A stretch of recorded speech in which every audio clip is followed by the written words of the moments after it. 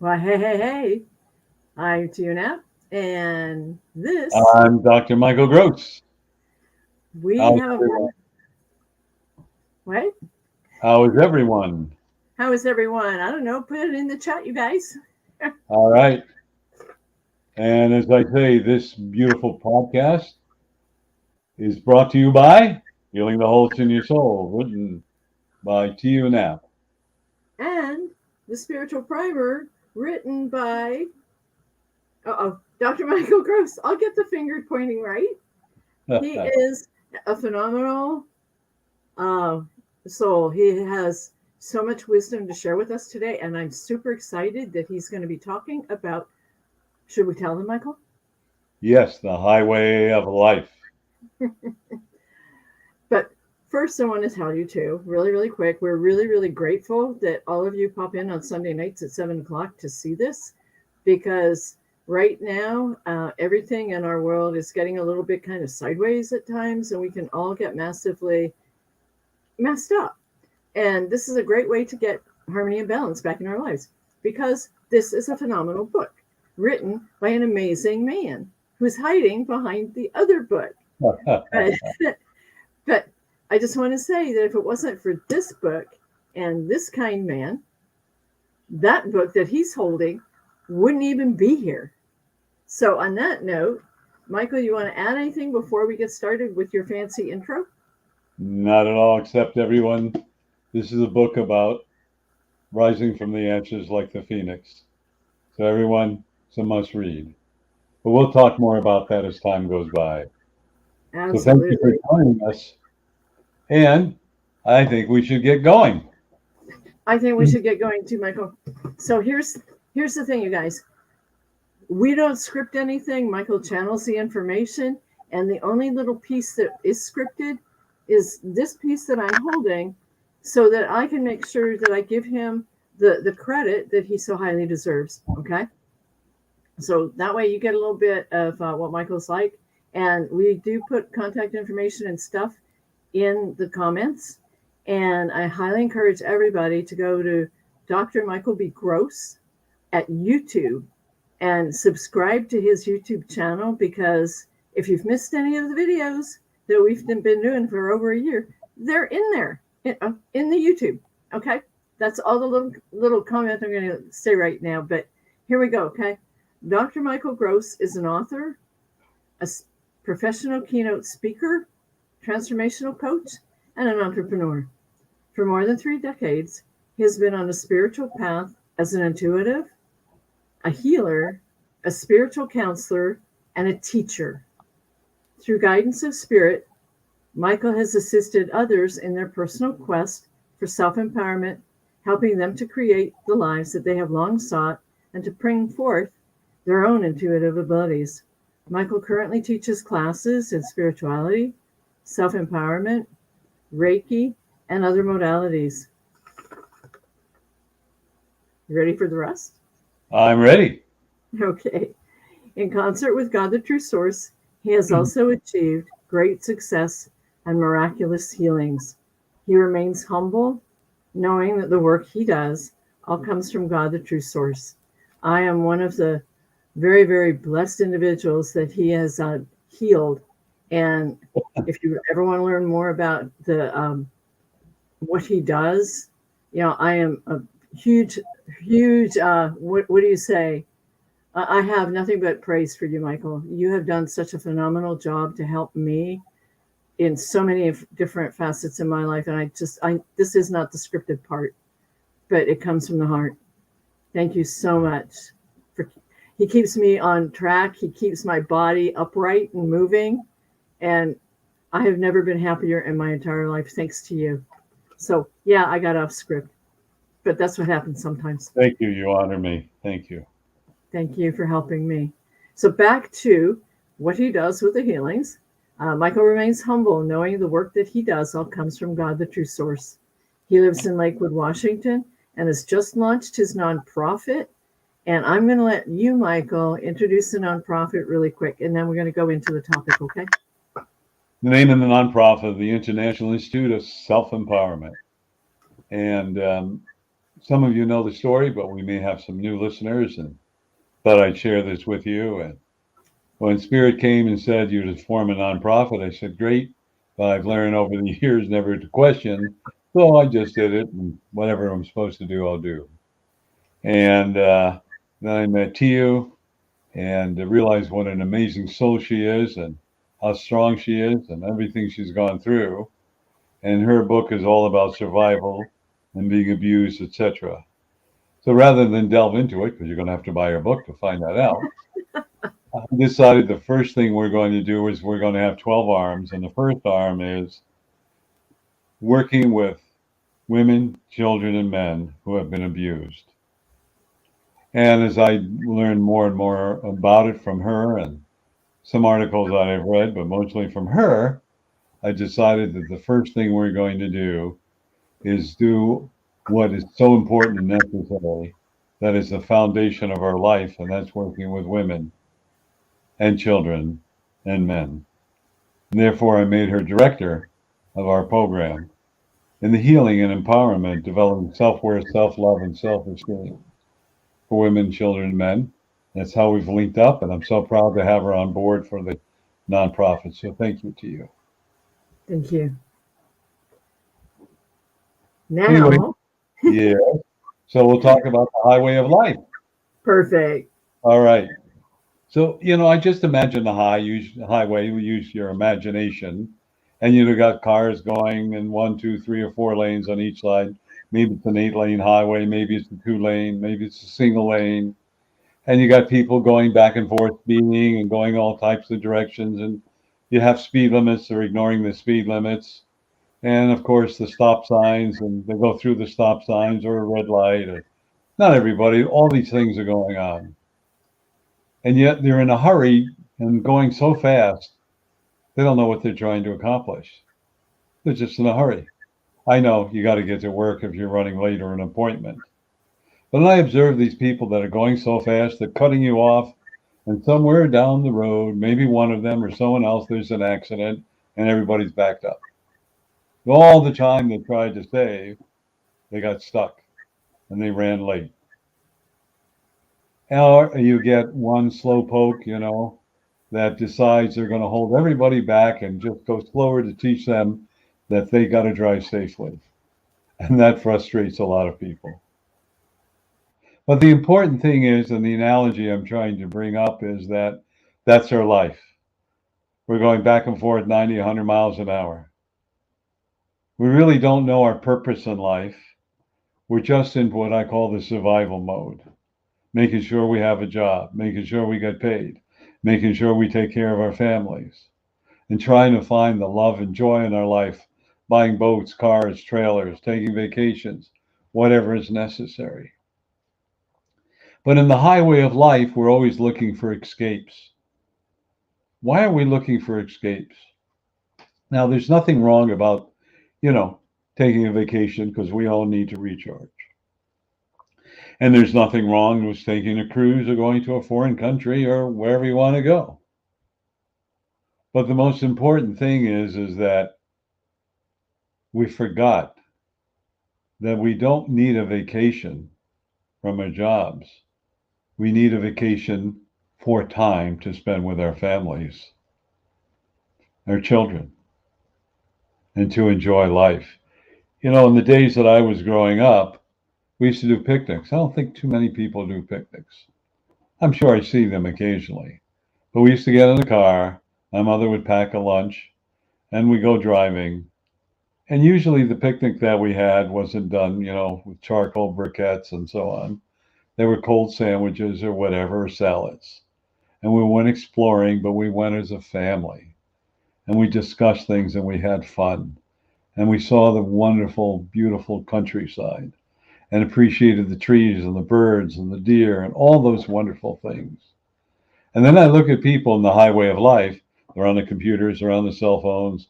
They even go to dinner. They can't put down their cell phone, or they can't put down their iPad. And that's all they do. And what is happening? We forgot our values because we're so wrapped up in speeding in the highway of life. We forgot who we are, what we came here for, and what we're supposed to accomplish. That is the challenge that we're all going through now.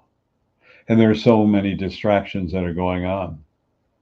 The distractions are, right now at this time throughout the world, it's called survival.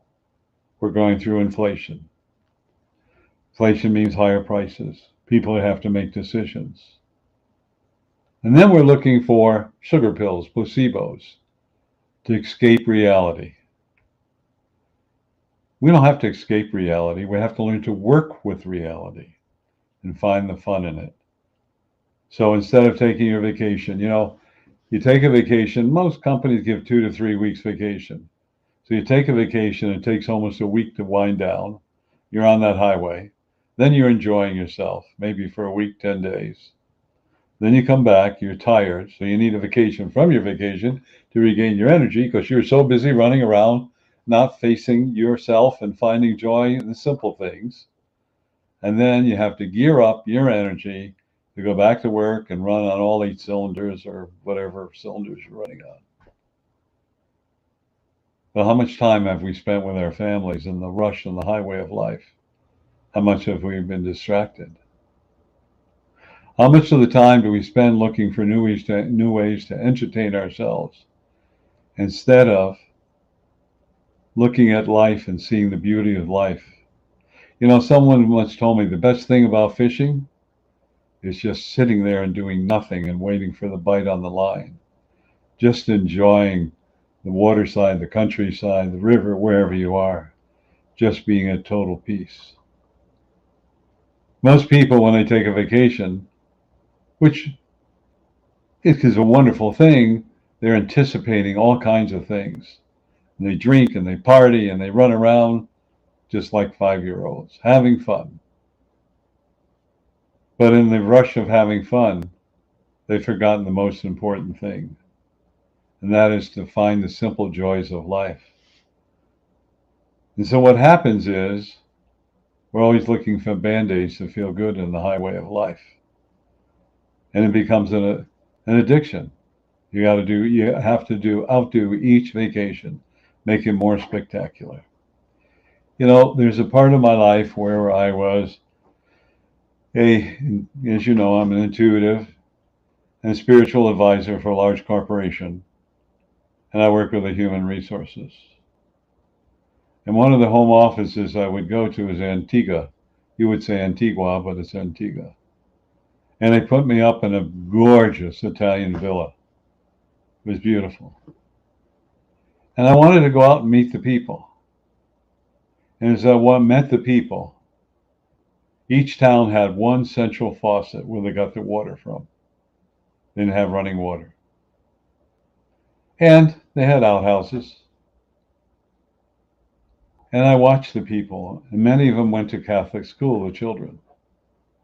And their white uniforms were whiter than white and starched, all done by hand. And they had to do all the cooking themselves, didn't have fast foods. But they were happy.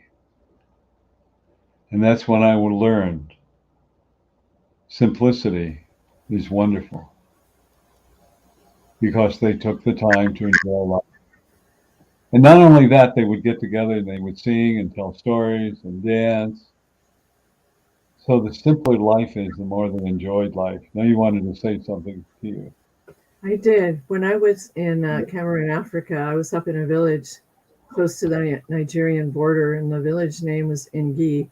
And what you were sharing that happened in Antigua also was going on in the village in Ngui. Children didn't have much. Some of them didn't even have their parents, and they were looking after one another. And it was the simple things in life, caring for one another, loving one another. And, somebody had a little plastic lid that, I was helping build a rescue unit for AIDS orphans. And, we would bring in supplies, and some of the containers were left behind that they could use.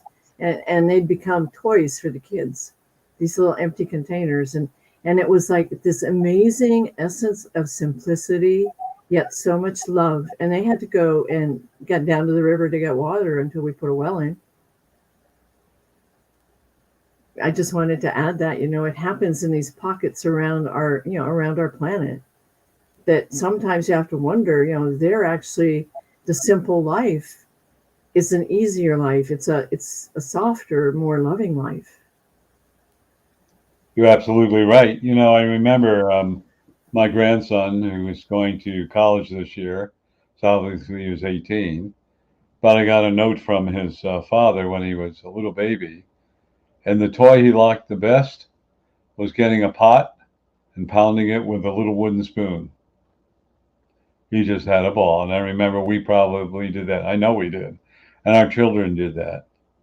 And simple is better. And, we talk about educating our children, which is very important. So here my children grew up with some simple toys, not computers. They played with pots and pans, and they played Little League and Babe Ruth baseball, and they played some soccer, whatever they so desired to do. And it wasn't until much later that, we had cell phones. And I look at now, and both my children are successful entrepreneurs. They didn't have all the cell phones growing up and all the computers. That came later. And even in the early days when they were growing up with computers and cell phones, or they really didn't have much of a cell phone, but computers, they were very rudimentary. But the point is that simplicity is better. And the most important thing is, what can we teach our family and friends, most importantly our children? And that is critical thinking. Because in the highway of life, everybody wants to Google all the answers. And I'm no different. I will Google certain answers, not all of them. Of course, in my day, we had Encyclopedia Britannicas, and we look that up or go to the library, right? Now we use this, or we use a laptop. Now the children and some of the adults have been glued to it, and they're missing out in life. They're so busy running around and doing all these distractions, and not looking over their shoulder to see the needs of their family, friends, and relatives.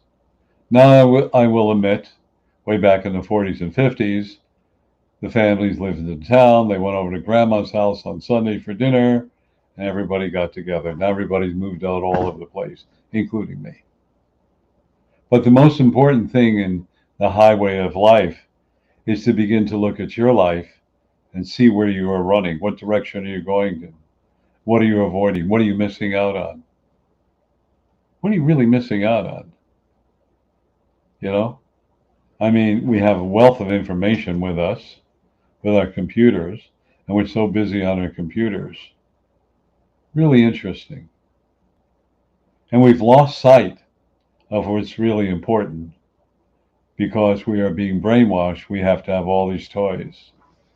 Recently, I was in the Dominican Republic, and going there, went to one of the banks. These went in, they didn't have computers. They were all doing everything by hand. And I kind of chuckled, and they were doing things slowly and not high speed. And people had to wait in line pretty much of the time, maybe half an hour. But I looked at the simplicity of that and how easy it is. One would say with computers, it's faster, no argument. But the question is, what happens if your computer stops working? What happens if the software crashes? How are you going to access the information? So today we have computers with backup after backup after backup after backup after backup. Instead of just taking a little piece of paper out of the safe, there's your balance, there's what you deposited. It's so simple. And then I watch people being so impatient in life, and they're running around in life. And they're so busy, they don't know how to live life except to go out, spend money, buy all these toys, or do all these things. Now, this is the time that we need to go back to family values and get off the highway of life. And what are the family values? I'll enumerate some of them. Probably won't mention all of them. The most important is supporting one another, loving one another, praising one another, appreciating one another, helping one another, and teaching critical thinking and becoming unconditionally loving, allowing, and non-judgmental, and realizing the value of one another and appreciating one another and thinking of one another and praising one another and looking after one another and trusting one another. Those are the things that are so important. And there are probably more that I may have missed. What we need today is to go back to our old-fashioned values. And some of you hearing me say this, you're laughing. Some of you are agreeing. Some of them say you're being an old fogey.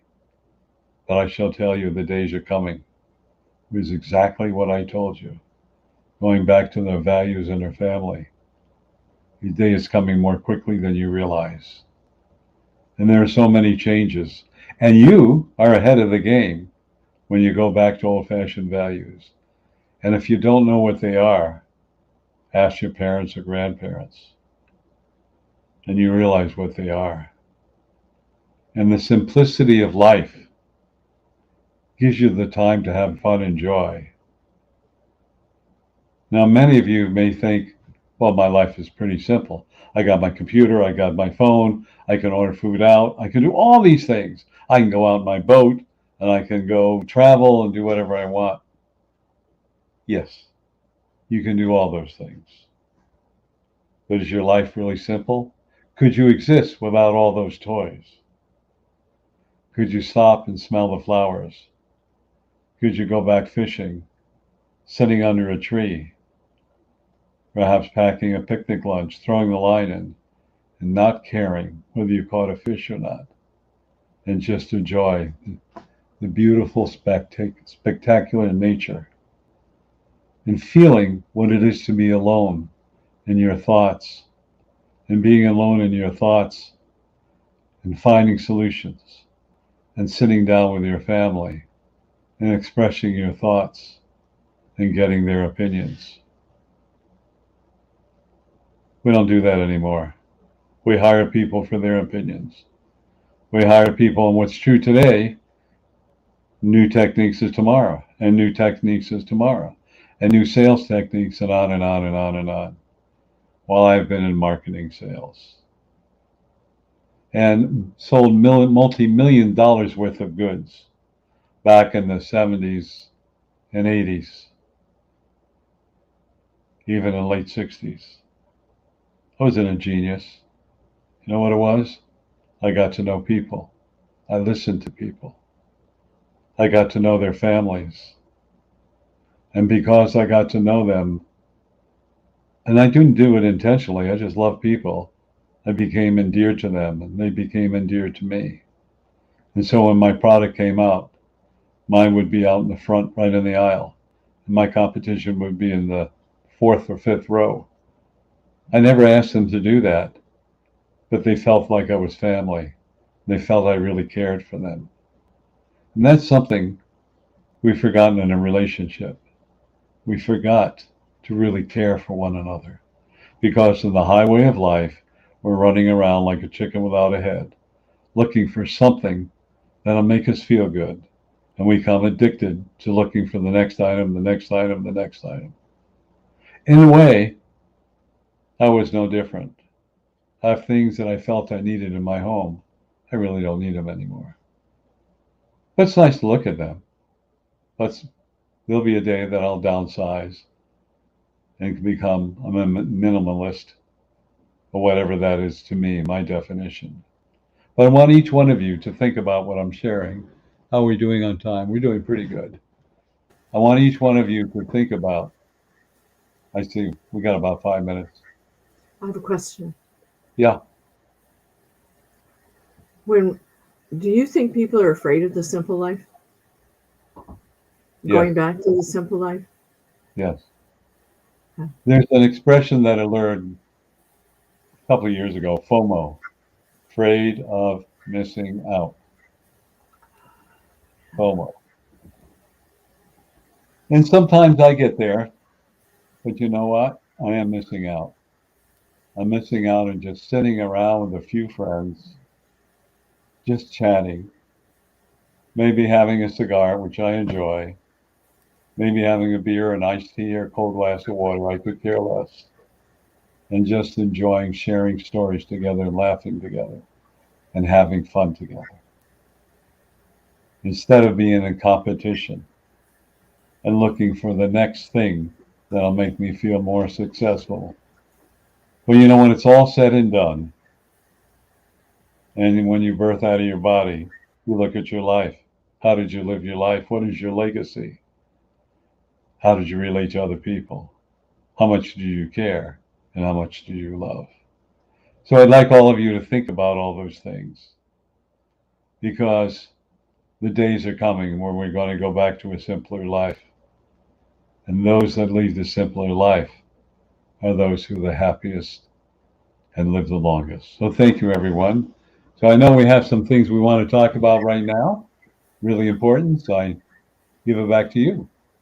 Thank you, Michael. What a powerful message. You made me remember when you shared everything that we used to sit around the dinner table and listen to the stories of my grandparents.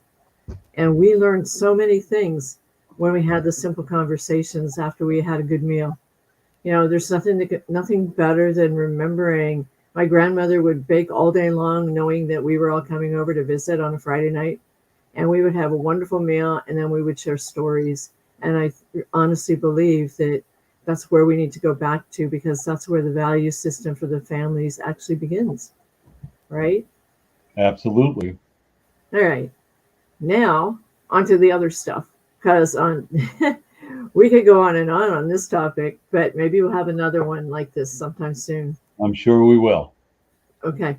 So I want to thank everybody for being here on our Sunday night. I forgot what day it was. Our Sunday night at 7. This will be on Facebook. We never pull it down. The recordings will always be there. It's also on Michael's YouTube page and on mine. And on Tuesday night, what Michael does is a Tuesday night call-in. Why don't you tell them about that real quick? Absolutely. Every Tuesday night, we have a call-in. I call it the call-in. And it goes from 6:30 p.m. Pacific time to 7:30 p.m. And you ask any questions about spirituality, and hopefully I can answer them. Also, I deliver a 10-minute message. I got 238 of them. They're about 10 minutes long, and they're very motivational. And I would like to invite all of you to spread the word, to come. Listen, because we learn from each other. I learn from those who ask the questions. They learn from me. And I look at that as a win-win situation. One is not more important than the other. We're all equal. And then we have that 10-minute message, which I hope you'll want to listen to. I call them words of wisdom. So you're probably wondering, all right, enough talking, Michael. How do we get into that? And okay, on Tuesday night, excuse me for interrupting. On Tuesday night, you just dial in at 6:30 to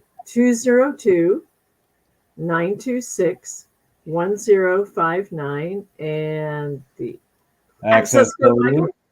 125-446 pound. I'll give that again. 202-926-1059. The access code is 125-446 pound. You beat me to it. Well, you know, I am a kid at heart, right? Yes. Okay, and the recordings that Michael does at the end of the Tuesday night call-in, it's accessible at 434-300-4170, and the access code, Michael? 125-446 pound. We're gonna let you get the next one. Okay, one more time on the number. It's 434-300-4170.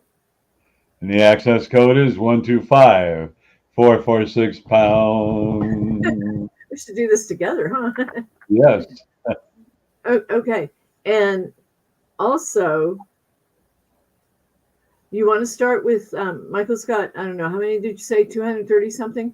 236 or 7. Okay. Start with, they go anywhere from number 3 on up.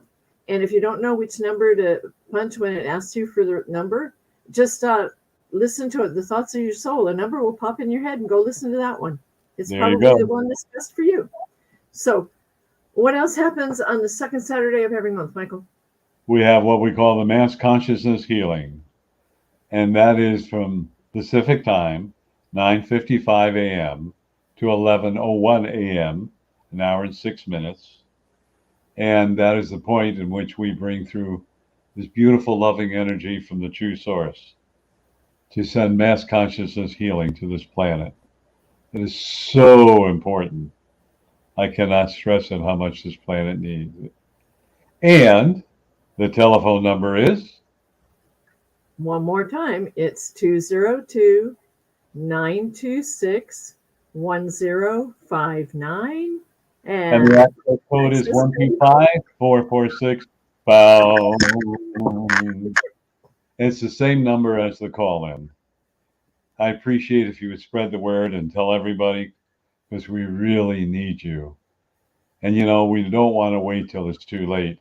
It's like there's a big forest fire and they tell you to evacuate. You say, no, it's a half a mile away. They come back. Oh, no, it's a quarter of a mile away. And they come back and leave, and now it's at your front door. And then it's too late. Please, everyone, we really, really need to change the mass consciousness. And the only way we can do it is spread the true source's unconditional love. So thank you. Bring your friends. And then Yeah. you can do the mass consciousness healing, and then you can go have breakfast. All right. That's a plan, right? You got it. It's perfect. Have a little mass consciousness healing with us in your house. Dial in, listen to us, and then go have a couple hours with your friends. You got it. Well, thank you, everyone. And I just want to again recommend this beautiful book, Healing the Holes in Your Soul, by T.U. Neb. Oh, and I highly, highly, highly recommend you start with this book, The Spiritual Primer, by this man, Dr. Michael Gross. Thank Fabulous you. book. Fabulous, fabulous, life-changing book. So on that note, thank you so much for sharing your Sunday with us. And remember, you again. You are unlimited. Namaste. Namaste. Take care, everyone. Thank you.